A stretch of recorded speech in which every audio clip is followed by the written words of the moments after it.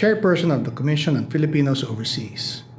The CFO is the government agency that helps Filipino immigrants prepare for a successful life overseas.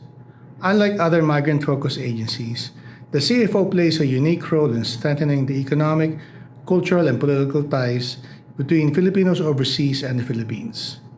Even before our kababayan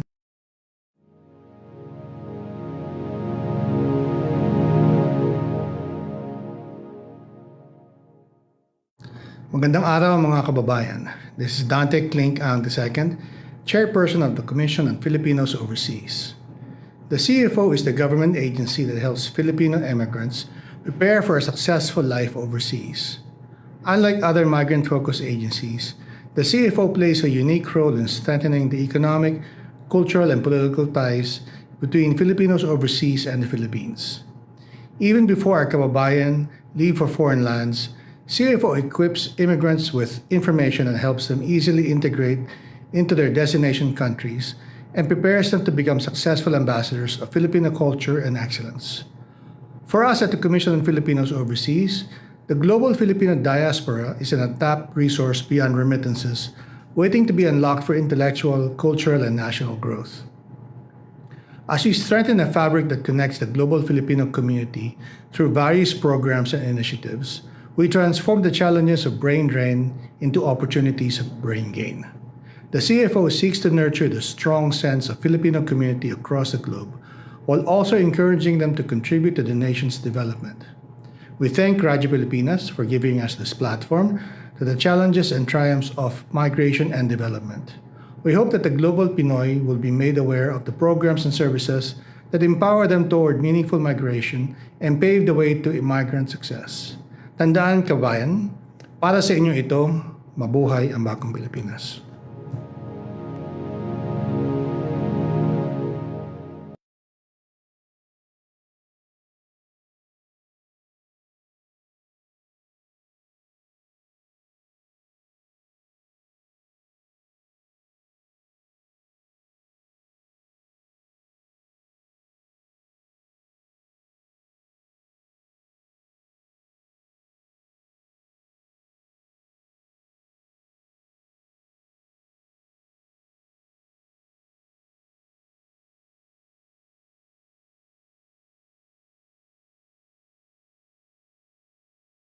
Lakas ng katotohanan. Himpapawid na may layuning paglingkuran ang mamamayan. Sa bawat kwento may diwa ng serbisyo. Sa bawat balita may puso at panindigan. Ito ang Serbisyong CFO sa Bagong Pilipinas. Serbisyong CFO sa Bagong Pilipinas. Dito sa Radyo Pilipinas World Service. Magandang araw Luzon, Visayas at Mindanao. Magandang araw sa lahat ng Pilipino saan mang panig ng mundo. Ito ang tambalang JK Magracia at Ares Gutierrez. Kayo'y nakikinig sa Serbisyong CFO sa Bagong Pilipinas. Handog ng Commission on Filipinos Overseas at ng Radyo Pilipinas World Service. Ngayon ay Martes, ika-28 ng Oktubre, taong kasulukuyan. Tayo po'y magtungo sa mga balita na may kinalaman sa ating mga overseas Pinoys. Nandito na ang mga mahahalagang balita at anunsyo mula sa Commission on Filipinos Overseas. Balitang CFO. Balitang CFO. Dito lamang sa Radyo Pilipinas World Service. CFO conducts community education program in Olongapo City. CFO features its programs and initiatives at the Jeepney Journey Tour installation in Frankfurt, Germany. CFO presents its programs and initiatives in the 17th Biennial PhilCA National Conference. CFO holds ugnayan sa Germany 2025 liwaliw sa Hanau.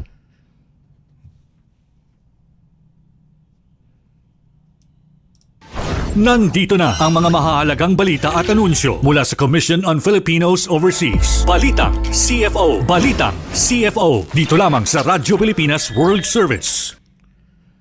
the Commission on Filipinos Overseas Migrant Integration and Education Division completed its community education program in the province of Zambales, engaging with local law enforcement officers and stakeholders.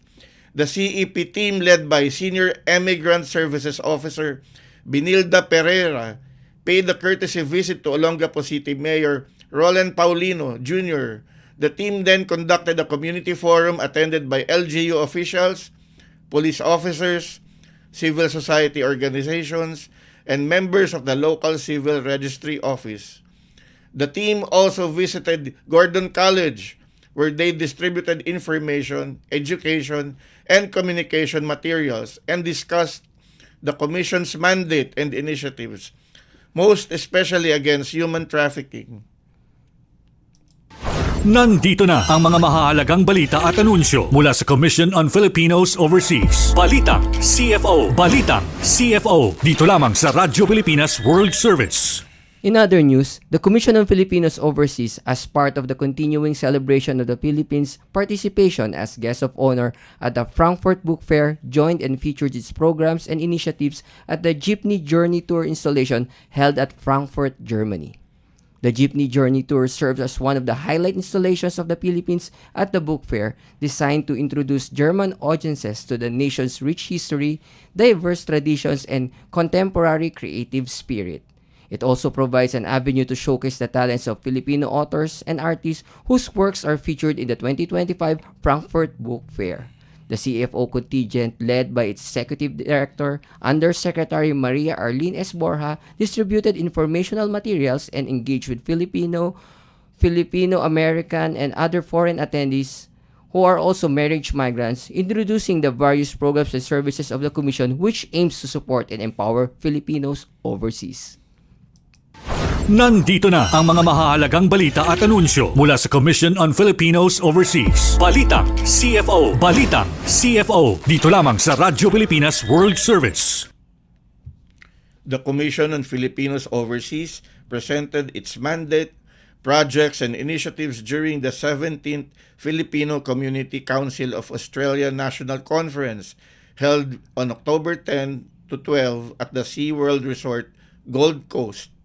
CFO Emigrant Services Officers Say Mercado and Celine Del Monte gave an overview of the Commission's programs and initiatives in separate segments of the three-day conference. Also gracing the event were the Philippine Embassy in Canberra, led by Ambassador Antonio Morales, Consul General Gary Domingo of the Philippine Consulate General in Melbourne, and representatives from the Migrant Workers Office. Nandito na ang mga mahahalagang balita at anunsyo mula sa Commission on Filipinos Overseas. Balitang CFO. Balitang CFO. Dito lamang sa Radyo Pilipinas World Service.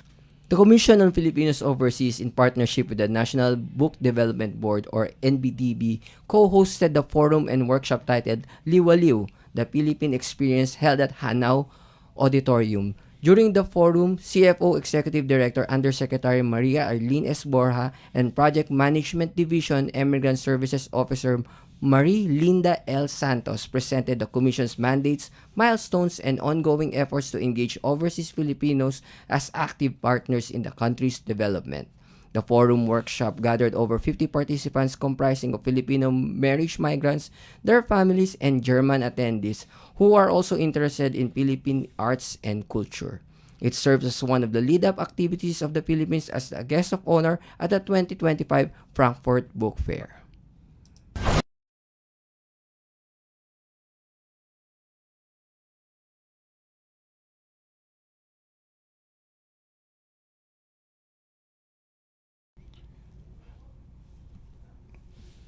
At nagbabalik po tayo dito sa Radyo Pilipinas sa serbisyong CFO sa Bagong Pilipinas. Makakasama po natin ngayong araw na ito ang isang pinakapipitagang profesor ng University of the Philippines Cebu. Siya po ay nagtuturo, siya ay Assistant Professor of Cognitive Architecture sa UP Cebu. Siya ay nagtapos ng kanyang PhD in Architecture at Master of Science by Research in Interdisciplinary Creative Practices sa University of Edinburgh in Scotland.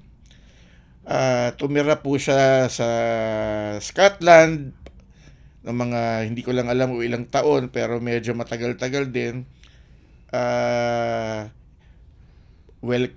Attorney Carlo, i-welcome na natin si Dr. Greg Lloren. Magandang umaga, Doc Greg. Magandang umaga. Good morning po from Cebu. Although Magandang yung background umaga po, ng akin, Doc. hindi ko lang kung makikita sa Zoom, pero ang background ko ay yung tinitirahan ko sa Scotland. Okay, sige. Welcome po sa serbisyong CFO sa Bagong Pilipinas, Doc Greg. Okay. Glad to be of service, however momentarily. Doc Greg, papakwento lang naman kami sa'yo. Sure. For disclosure lang, no, si Doc Greg at ako ay magka-batch sa college, sa San Beda College. Pero maganda siguro, Doc Greg, na ikaw yung magkwento nung... Kasi you were a Benedictine monk, and then marami kang pinuntahan before you landed in UP Cebu. So, kwento ka naman, paano ka napunta sa... Why did you leave the monastery and went to these sectors na hindi namin ma-imagine na pinasok mo? Oh yeah. Well, hindi naman sa hindi ma-imagine. High school pa lang ako pag tinatanong kami ng yung mga kaklasik ko, tinatanong, anong sa tingin nyo magiging si ganito, si ganyan, mga kaklase nyo, not us, but for our classmates. And they said, ayan, si Greg magiging ano yan, teacher. So, I was already geared towards academic, pero at the time, maraming nagsasabi na yung academe ay it's not profitable or hindi ka yayaman or hindi naman sa hindi ka yayaman, magugutom ka at that time. So, which was true because I also heard that from other academics. Now, kaya ako napasok sa Benedictine kasi plano ng pamilya ba? Yes. Bunso kasi ako so dapat ialay daw sa Diyos ang mga cream of the crop. Pinakagwapo, pinakamatalino, mga ganyan. So anyway, agree naman ako dyan sa aspect ng gwapo at matalino. Naku, hindi ako yung bunso sa amin. So pag inaapi kayo dahil bunso kayo, sabihin nyo na lang ako kasi pinakagwapo at pinakamatalino. Okay. So naging lumabas ako sa Benedictine kasi naisip ko parang gusto ko talagang ma-experience yung mundo kasi pumasok ako high school after high school. At during that time, ang gulo-gulo sa Mindiola noon. Kudita, panahon ni Cory. Katatapos lang 1986. So parang sabi ko parang ang daming action sa labas na lagi ko na lang nami-miss. So yun, lumabas ako, tinapos ko yung philosophy ko. Paglabas ko, napunta ako sa Amerika. Emigrant ako. Pero parang actually may naiwan ba sa loob-loob ko na gusto ko pa rin maging Benedictine. Later on, na parang na-realize ko, parang gusto ko pala. But it turned out, namimiss ko lang talaga ang Pilipinas. Hindi ko gusto sa Amerika. Pero Doc Greg, nung I remember during our time when we were... Benedictine, pero na-realize ko, hindi na masyadong, hindi na... It won't work out na. Marami na ako na-realize na buhay sa Amerika na hindi na siya tugma sa ideals ng Benedictine. Mukhang naging liberated ang thinking ko. So hindi na ako yung vow na obedience sine more, yung obedience without delay, hindi ko na masunod. So lalo na ang yung vow of chastity, hindi ko na masunod.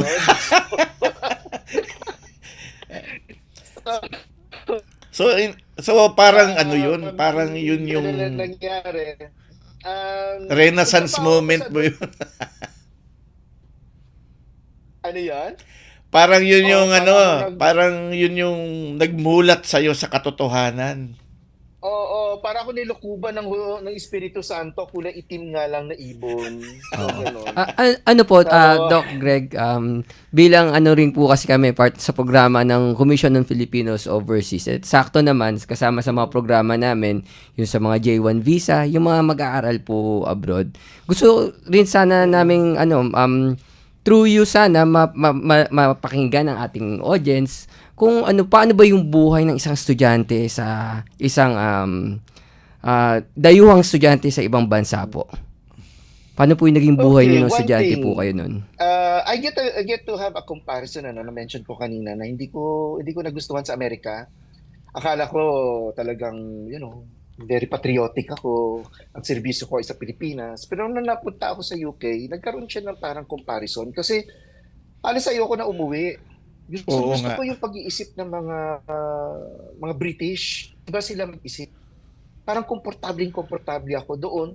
So that's one, that's one reason. Siguro kung sa Amerika ako nag-aral o sa ibang bansa, iba rin ang outlook ko. Baka hindi ko natapos kasi hindi ko nagustuhan, hindi ako komportable. Pero sa UK, komportable ako. Like, siguro ang katawan ko ay pinanganak sa Pilipinas pero ang utak ko ay pinanganak ng British. Tarap. So, that's one thing. Second,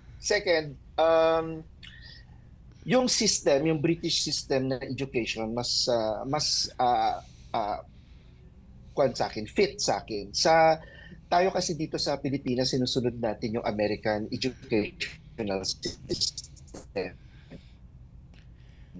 So, meron kang prospectus na susundin. Ito yung mga subjects na kukunin